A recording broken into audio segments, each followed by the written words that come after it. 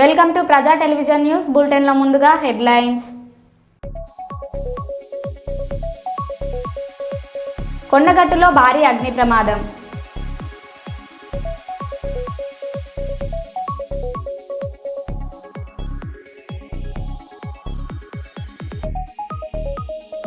ఏనుగు దాడి నుంచి త్రుటిలో తప్పించుకున్న పర్యాటకులు.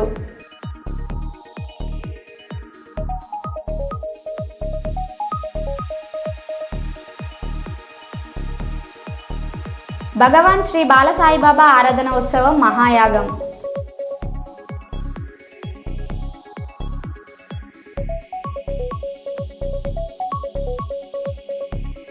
శ్రీలంకను ఊడ్చిపారేసిన దిత్వా తుఫాన్.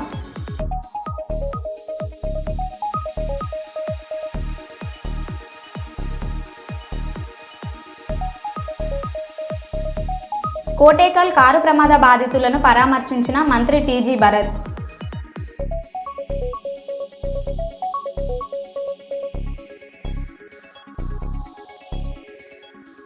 ఇక వివరాల్లోకి వెళ్తే, యువత అణుశక్తి కంటే గొప్పగా కావాలని greater Warangal municipal corporation mayor గుండు సుధారాణి అన్నారు. భారతదేశ ఉక్కు మనిషి సర్దార్ వల్లభాయ్ పటేల్ 150వ జయంతి ఉత్సవాల సందర్భంగా మై భారత్ యువ భారత్ నినాదంతో కేంద్ర యువజన శాఖ ఆధ్వర్యంలో యూనిటీ మార్చ్ ర్యాలీని మేయర్ సుధారాణి జెండా ఊపి ప్రారంభించారు.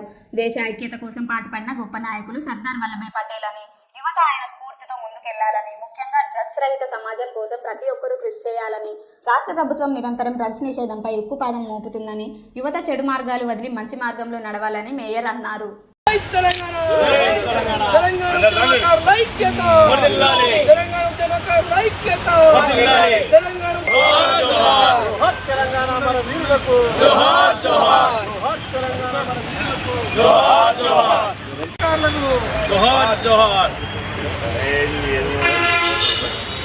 మీరు కొంచెం మెడల్.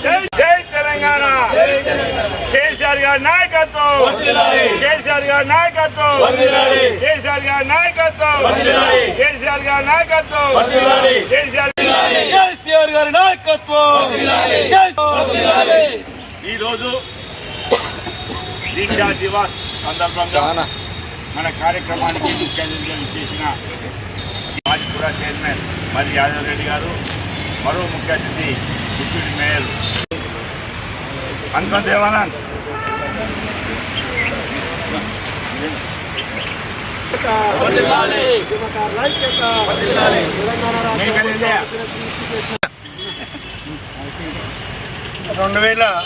సంవత్సరం నవంబర్ 29వ తారీఖున ఉద్యమ నాయకులు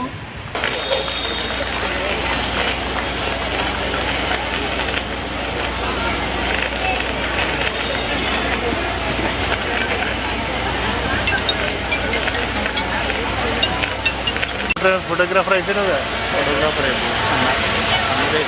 తెలుసు.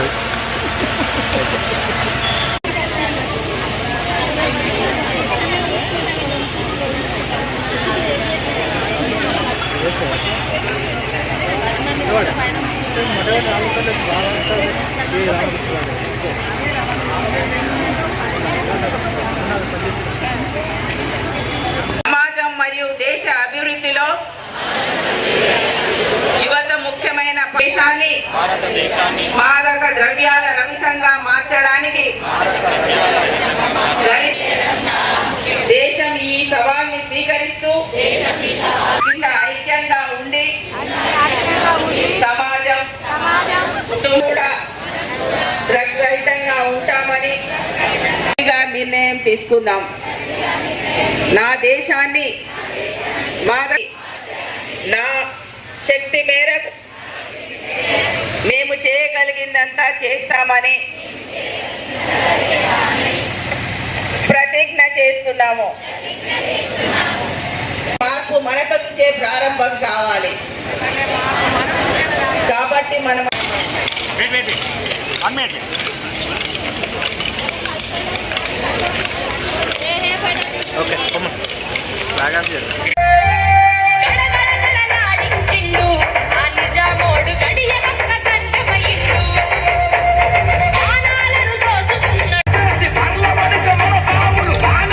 చూసిండు 400 మంది ఉసురు పోసుకున్నాడు.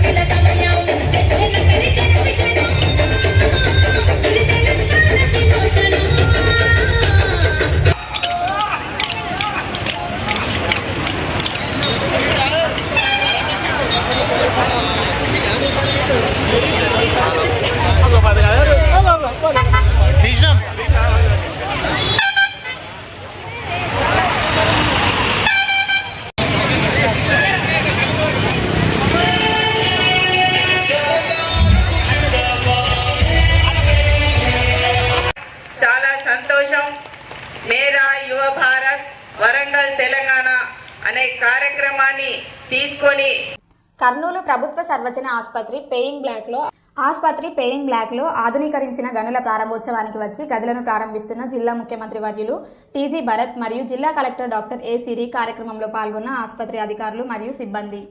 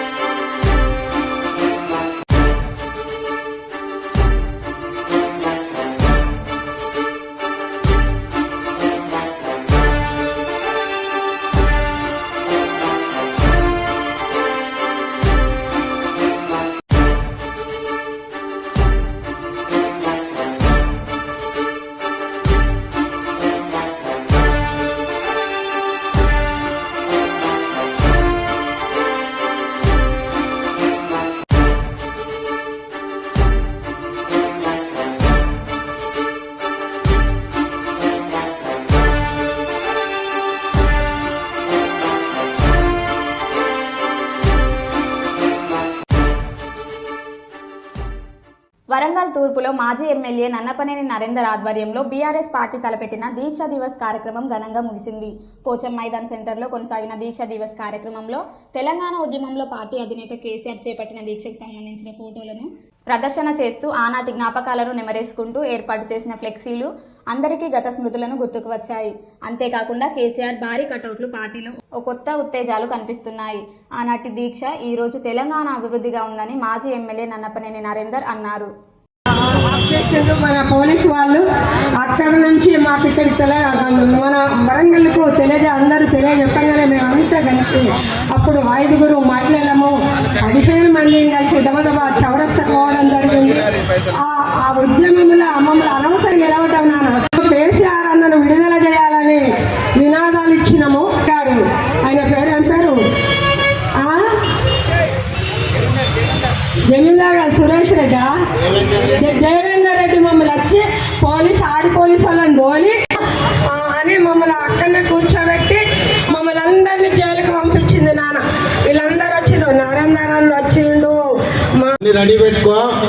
పాలాభిషేకం అయిన తర్వాత గొప్పదనం, ఈ రాష్ట్రానికి చేసిన సేవ వారింకా మనకు ప్రతి కార్యకర్త ప్రజలకు వివరించాలి. వేదిక మీద వారి గురించి దీన్ని ఎంతో మంది దుష్టులు దుర్మార్గుల యొక్క చరిత్రను వక్రీకరించే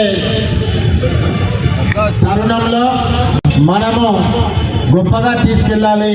ప్రతి వాడలో కానీ, ప్రతి కాలనీలో కానీ, ప్రతి చౌరస్తాలో కానీ మాట్లాడాల్సిన అవసరం ఉన్నది. కాబట్టి కార్యకర్తలే 1000 ఏనుగుల బలదు. కాబట్టి ఈరోజు ఈ కార్యక్రమం కాగానే ఇప్పుడు కూడా మాట్లాడిస్తా. ఒక గంట సేపు ప్రసంగాలు అయిపోయిన తర్వాత చివరిగా నేను మాట్లాడతాను కూడా మీ అందరు కూడా తెలియజేసుకుంటూ, కేసీఆర్ గారి నాయకత్వం, కేసీఆర్ గారి నాయకత్వం, కేటీఆర్ గారి నాయకత్వం, జై తెలంగాణ.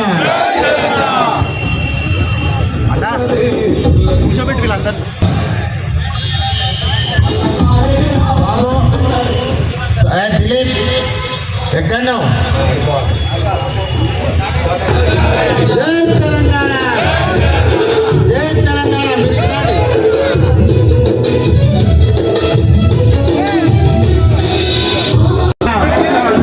జై తెలంగాణ.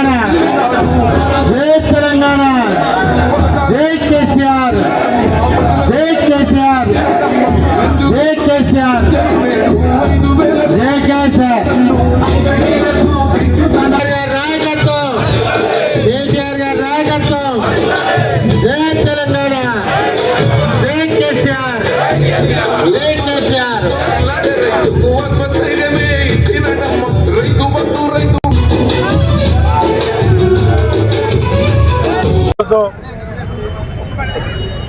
దీక్షా దివాస్ కేసీఆర్ గారు నవంబర్ 29న ఆమరణ నిరాహార దీక్ష కూర్చున్నటువంటి రోజు వరంగల్ తూర్పు నియోజకవర్గంలో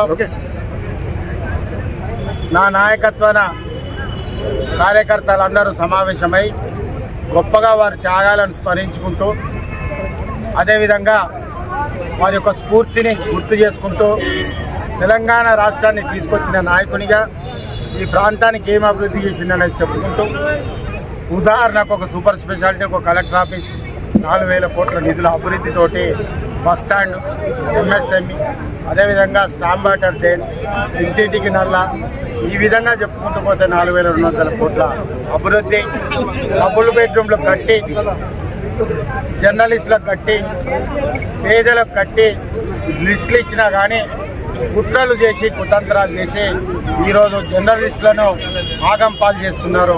అదేవిధంగా పేదలను కూడా ఆగం పాలు చేస్తున్నారు. ఇప్పుడు ఏదైతే వేదిక మీదనే ప్రకటించిందో ఒక్క ఇల్లు కూడా వరంగల్ తూర్పు నియోజకవర్గం కానీ జర్నలిస్టుకి ఇస్తే మా సత్తా ఏందో కూడా చూపిస్తామని కూడా ఈ సందర్భంగా చెప్పడం జరుగుతున్నది. నేను మొన్న తెలిసినాకనే నేను చెప్పిన, ఎవరి సొమ్ము కాదది, వరంగల్ తూర్పు నియోజకవర్గ జర్నలిస్టుల యొక్క రక్తం అది. వారి రక్తాన్ని తాగి మీరు ఇంకోరికి ఇస్తామంటే మేము ఎట్లా అడ్డుపడతామన్నది కూడా మేము చూపిస్తాం. మా యొక్క అడ్డు ఈ ప్రాంతాన్ని మీరు చేసేటువంటి ద్రోహం, ఈ ప్రాంతంలో మీరు చూపేటటువంటి వివక్షత, ఈ ప్రాంతంలో అభివృద్ధి చేసేటువంటి విధ్వంసం, ఈ ప్రాంతంలో ప్రజల అవసరాలకు అందుబాటు లేకుండా మీరు చేసే విధ్వంసం ఏమైతే ఉందో. తాను ఎలాంటి తప్పు చేయలేదని, ఒక అంగవైకల్యం ఉన్న విద్యార్థికి న్యాయం చేశానని, కావాలని కొందరు తనపై దుష్ప్రచారం చేశారని కాళోజీ నారాయణరావు ఆరోగ్య విజ్ఞాన విశ్వవిద్యాలయం vice chancellor doctor Nandakumar Reddy అన్నారు. రాజీనామా సమర్పించిన అనంతరం Kaloji vice chancellor doctor Nandakumar Reddy health యూనివర్సిటీకి చేరుకొని ఉద్యోగులతో సమావేశం ఏర్పాటు చేశారు. అనంతరం మీడియాతో మాట్లాడారు.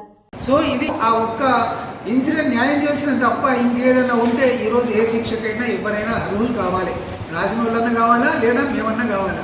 సో దీనికి ఉంటున్నాము, తేట తెల్లం అవుతాయి, నిజాలు బయటపడతాయి. దానికి యూనివర్సిటీ మీద ఉన్న అపవాదు కూడా తొలుగుతుంది. శ్రీరాములు అటువంటి వాడు ఏమాత్రం వాస్తవం లేదు. సో ముఖ్యంగా విజిలెన్స్ వాళ్ళు నిర్ధారించారు, అంటే మీరు చేసిన వాల్యుయేషన్ తప్పుదోవ జరిగింది. వాళ్ళు నన్ను ఒక ప్రశ్న కూడా అడగలేదు. నాకు తెలిసింది ఏంటంటే వాళ్ళు ఎగ్జామినేషన్ సెంటర్కి పోయి ఏదో విచారణ చేశారు, కంట్రోలర్ ఆఫ్ ఎగ్జామినేషన్ సెంటర్లో. నేను రాజీనామా చేసిన తర్వాత అది ఆమోదం ఇంకా పడగా యాక్సెప్ట్ చేసినామనే వార్త నాకు రాలేదు. అంతవరకు యూనివర్సిటీలో అపధర్మంగా మనం పనిచేయాల్సిందే. అది నిన్న సెక్రటరీ గారిని కూడా నేను అడిగాను, ఇది మరి నేను వెళ్ళాలా వద్దా అంటే అప్పటి వరకు వెళ్ళండి, మీరు వాళ్ళు కూడా తొందరగా చేసి ఎవరినో ఒకటి టెంపరీగానో ఎవరినో ఒకరిని సబ్స్టిట్యూట్ చేసి ఎవరికి కూడా వెయిట్ చేస్తున్నారు. మనస్తాపానికి గురైన కారణం ఏంటి సార్? లేని అపవాదాలు చేస్తే మనస్తాపం కాక ఏమవుతుంది, అందులో పీజీలో ఉంటుంది. యూనివర్సిటీ పద్ధతి ఏంటంటే మనం అడ్మిషన్ చేయడము, ఎగ్జామినేషన్ కండక్ట్ చేయడము, వాల్యుయేషన్ చేయడము, ఇవన్నీ ఇంటూ కొట్టలేదు, అవి స్ట్రైక్ అప్ చేయలేదు, కరెక్ట్ ఆన్సర్స్ అని వాళ్ళు ఉన్నప్పుడు. గమ్మత్ ఏంటంటే అక్కడ 4 పేపర్స్ ఉంటాయి, వచ్చి కంప్లైంట్ చేసినా మీరు ఎందుకు యాక్షన్ తీసుకోలేదు యూనివర్సిటీ వాళ్ళని. సో మేము కమిటీ ద్వారా సక్రమ మార్గంలోనే యూనివర్సిటీ పరిధిలోనే ప్రొసీజర్ ప్రకారమే మేము యాక్షన్ తీసుకున్నాం. ఆ ఒక్కది న్యాయం చేసామనే తృప్తి మాకుంది. ఇంకా వేరే ఎటువంటిది అక్రమార్కులు ఈ క్రమార్కులు అని రకరకాలుగా వచ్చాయి. బాధ ఏంటంటే హరీష్ రావు గారు కూడా వాళ్ళ వలలో పడిపోయినారు. అది చాలా బాధాకరం. ఆయన ఒకప్పుడు హెల్త్ మినిస్టర్ కూడా. ఇట్లాంటి మంచి నడుస్తున్న యూనివర్సిటీ గాడిలో ఉంది, అడ్మినిస్ట్రేషన్ పకడ్బందీగా విధిన్ పరిధి లోపలనే ఉంది. కష్టపడి మేము పనిచేస్తున్నాను. నేను అక్కడ బ్రాంచ్ ఆఫీస్ పెట్టాను, ఇక్కడ కూడా డెవలప్ చేద్దామని చాలా తాపత్రయపడుతున్నా.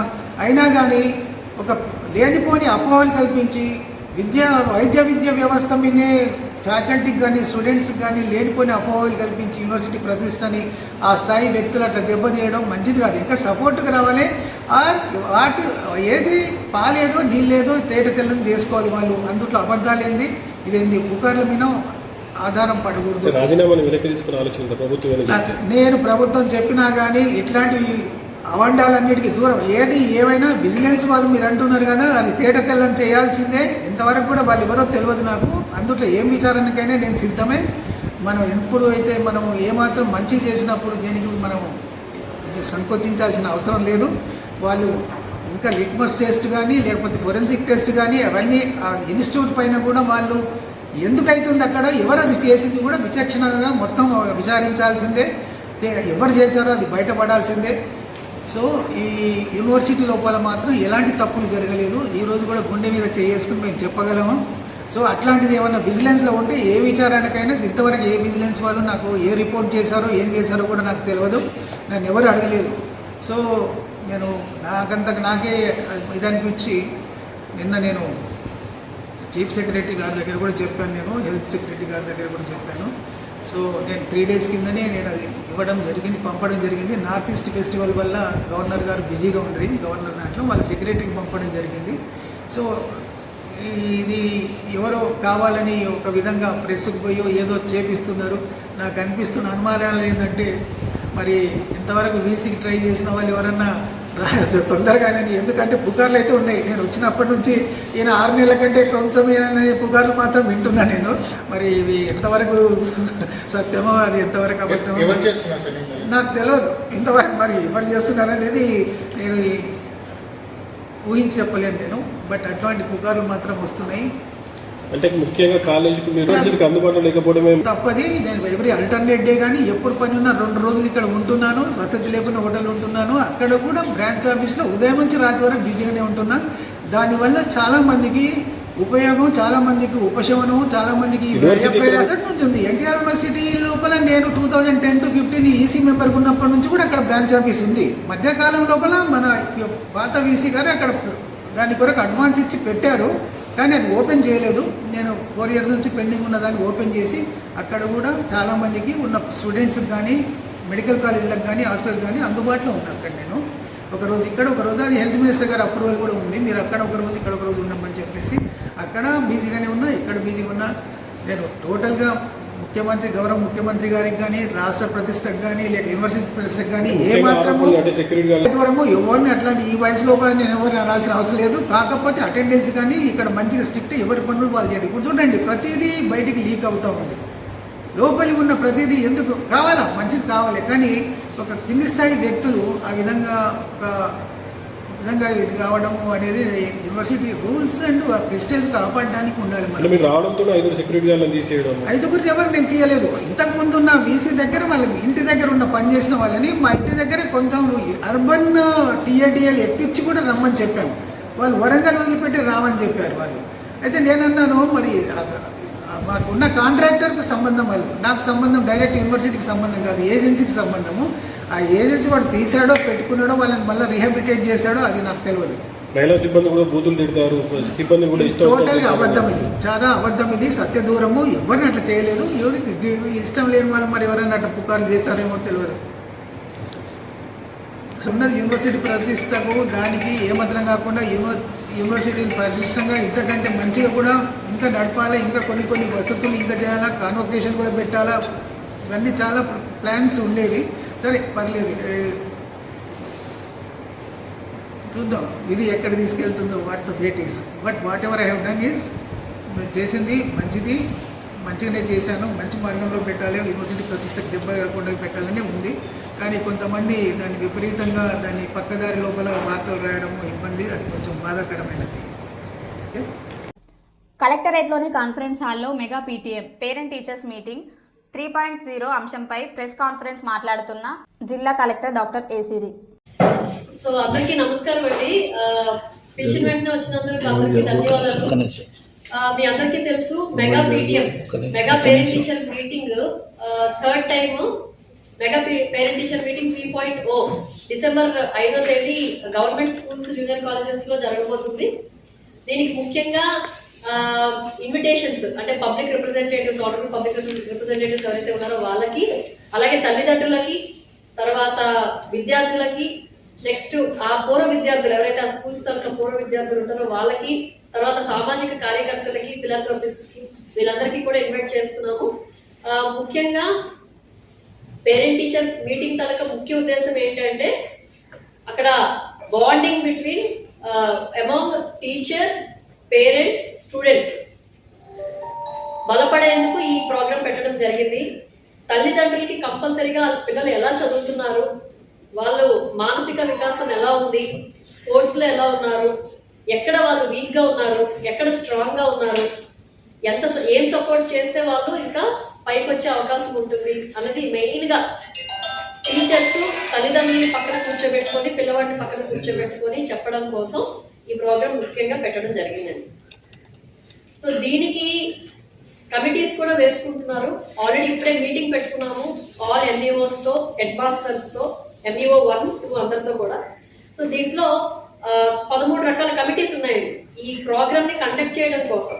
అంటే దానికి పార్కింగ్ కమిటీ, తర్వాత medical aid committee, press and media వాళ్ళకి చెప్పడానికి అదొక కమిటీ, తర్వాత స్టేజ్ డెకరేషన్కి ఒక కమిటీ, ఇలాగా కమిటీస్ పెట్టుకోవడం జరిగింది. ఆ కమిటీస్ అన్ని వేసుకున్నారు and they are on the job. So దీంట్లో ఎజెండా అంటే ఎలాగ వెళ్తుంది డైలీ ఈ ప్రోగ్రామ్ అంతా కూడా టైం ఇండికేటర్ అని ఒకసారి చెప్తాను. 9 గంటల నుంచి 9:30 వరకు తల్లిదండ్రులు, తర్వాత దాతలు, పూర్వ విద్యార్థులు, ప్రజాప్రతినిధులు, అధికారులు మొదలైన వారికి ఘనంగా స్వాగతం పలుకుతారు. దట్ ఈస్ ఫస్ట్ వెల్కమ్ చేస్తారు. ఆ తర్వాత పిల్లలు, పేరెంట్స్, టీచర్స్ గదుల్లో కూర్చుంటారు. ఇక్కడ తర్వాత 9:30 నుంచి 10:50 వరకు మనకి ఈ హోలిస్టిక్ ప్రోగ్రెస్ కార్డ్, మీ అందరికీ తెలుసు ఒక ప్రోగ్రెస్ కార్డ్ అనేది ఒకటి ఇస్తున్నారు ప్రతి స్టూడెంట్కి కూడా. ఆ ప్రోగ్రెస్ కార్డ్లో మనకి ఆ స్టూడెంట్ తాలూకు అన్ని డీటెయిల్స్ ప్లస్ వాళ్ళ మార్క్స్ ఎన్ని వచ్చాయి ఈ డీటెయిల్స్ అన్ని కూడా ఉంటాయి. దానికి అక్కడ టీచర్ కూడా సైన్ చేస్తారు, పేరెంట్ కూడా సైన్ చేయాలి. సో ఫార్మేటివ్ అసెస్మెంట్స్ ఆల్రెడీ 2 అయిపోయిన తర్వాత ఇప్పుడు సమ్మేటివ్ అసెస్మెంట్ కూడా అవుతుంది. సో సమ్మేటివ్ అసెస్మెంట్లో, ఫార్మేటివ్ అసెస్మెంట్స్లో ఎలా చేశారు, సమ్మేటివ్ అసెస్మెంట్లో ఏం సపోర్ట్ చేస్తే వాళ్ళు బాగా చేయగలుగుతారు అనేది అంతా డిస్కస్ చేస్తారు. అదే కాకుండా అసెస్మెంట్ బుక్లెట్ అనేది ఒకటి ఉంటుంది. ప్రతి పిల్ల కానీ పిల్లవాడు కానీ దాంట్లోనే రాస్తారు. వేర్ చేసే కెపాసిటీ కూడా బాడీకి ఉండదు. సో దానివల్ల మెటర్నల్ మోర్టాలిటీ రేట్ కూడా పెరిగే అవకాశం ఉంటుంది, ఇన్ఫెంట్ మోర్టాలిటీ రేట్ కూడా పెరిగే అవకాశం ఉంటుంది. బేబీ ఆమె కన్నా బేబీ కూడా పూర్తిగా డెవలప్ అవ్వకుండా కూడా ఉండే అవకాశం ఉంటుంది. కాబట్టి ఈ ప్రాబ్లమ్స్ అన్నిటి గురించి తల్లిదండ్రులకి అలాగే పిల్లలకి చెప్పాలి. ముఖ్యంగా ఇంకొక రిక్వెస్ట్ నేను హెడ్ మాస్టర్స్కి ఏం చేశాను అంటే 7th class, 8th class, 9th class పిల్లలకి ముఖ్యంగా కంపల్సరీగా ఈ క్లాసెస్, ఈ చైల్డ్ మ్యారేజెస్ మీద, గుడ్ టచ్ బ్యాడ్ టచ్ మీద, అలాగే సెల్ఫ్ డిఫెన్స్ మీద స్పెషల్గా క్లాసెస్ తీసుకోమని చెప్పడం జరిగింది. ఒక లేడీ టీచర్ని ఆ స్కూల్స్లో నామినేట్ చేస్తే మంచి లేడీ టీచర్ ఎవరైతే మంచి ర్యాపో పెట్టుకుంటారో పిల్లలతో బాగా రెస్పాండ్ అవుతారో అనే వాళ్ళని ఒక నోడల్ ఆఫీసర్గా పెడితే ఆ పిల్లలకి ఎవరైనా మ్యారేజ్ గురించి ఇంట్లో మాట్లాడిన వెంటనే వచ్చి ఆ టీచర్తో చెప్పే అవకాశం ఉంటుంది. కాబట్టి ఆ ర్యాపోని డెవలప్ చేయాలి. ఒక నోడల్ ఆఫీసర్, ఒక నోడల్ టీచర్ని, ఫీమేల్ టీచర్ని పెట్టాలి అని చెప్పి రిక్వెస్ట్ చేశామండి. సో వీటన్నిటిలో కూడా మెయిన్గా మనకు అల్టిమేట్గా ఎయిమ్ ఏంటంటే డ్రాప్ అవుట్స్ ఉండకూడదు, పాస్ పర్సెంటేజ్ పెరగాలి. సో ఈ పాస్ పర్సెంటేజ్ పెరగాలి. 10th క్లాస్కి ముఖ్యంగా 100 days యాక్షన్ ప్లాన్ స్టార్ట్ అవుతుంది. December 5వ తారీఖు వరకు సిలబస్ అంతా అయిపోతుంది. అక్కడి నుంచి 100 days యాక్షన్ ప్లాన్ స్టార్ట్ అవుతుంది. కాబట్టి స్పెషల్ క్లాసెస్ తీసుకోవడము, వాళ్ళకి ఆ టెస్ట్ సిరీస్ గురించి చెప్పడము, ఎక్కడైతే వీక్గా ఉన్నారో వాటిని స్ట్రెంగ్తన్ చేయడము, అలాగే డిఓ గారు మొన్న కూడా చెప్పారు, కొంతమంది హెచ్ఎంస్, ఎంఈఓస్ కూడా చెప్పారు కొంచెం స్నాక్స్ లాంటివి ఏమైనా అరేంజ్ చేస్తే బాగుంటుంది అని చెప్పి. సిఎస్ఆర్ కింద కూడా ఆ స్నాక్స్ కూడా ఈవినింగ్ క్లాసెస్కి అరేంజ్ చేయడం జరుగుతుందండి. ఏదేమైనప్పటికీ కూడా 10th క్లాస్లో పాస్ పర్సెంటేజ్ పెరగాలి కాబట్టి దానికి సంబంధించి కూడా ఇన్స్ట్రక్షన్స్ ఇవ్వడం జరిగింది. ముఖ్యంగా మీ ద్వారా కూడా నేను తల్లిదండ్రులకి, అక్కడ పిల్లలకి, అలాగే పబ్లిక్ రిప్రజెంటేటివ్స్కి అందరికీ కూడా ఈ మెగా పేటిఎం ప్రోగ్రామ్కి తప్పకుండా రండి, వచ్చి దాన్ని సక్సెస్ చేయండి అని చెప్పి కోరుకుంటున్నాను. విదస అనకాపల్లి జిల్లా మహాసభకు శ్రీకాకుళం జిల్లా నుండి హాజరైన జిల్లా ఇన్ఛార్జి ఎడ్ల గోపి, చిట్టి సింహాచలం, కోళ్ల చిన్నారావు, పసుపురెడ్డి భాస్కరరావు మరియు ఎన్ఆర్ఐ ఇంజనీర్ బొకరా మోహన్ రావు.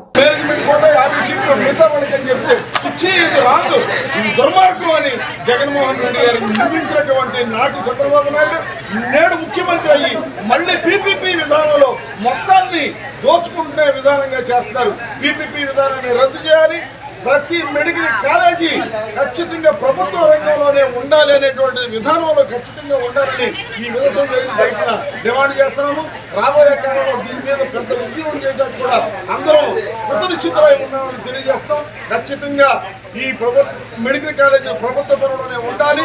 అదేవిధంగా మరి అమరావతిని 30,000 కోట్లు తీసుకుని అభివృద్ధి చేస్తామని ప్రగల్భాలు పలికినటువంటి అమరావతిని మరి నారా చంద్రబాబు నాయుడు గారు ఎంతో ఆర్థికవేత్త, హైదరాబాద్ని ఎంతో డెవలప్ చేశారు.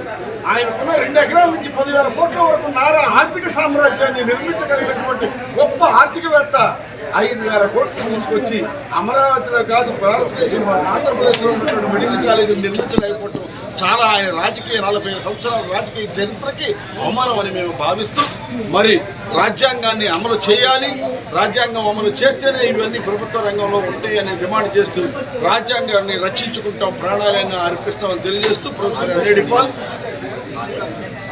జై భీమ్. మరో బులెటిన్లో మళ్ళీ కలుద్దాం. Stay tune.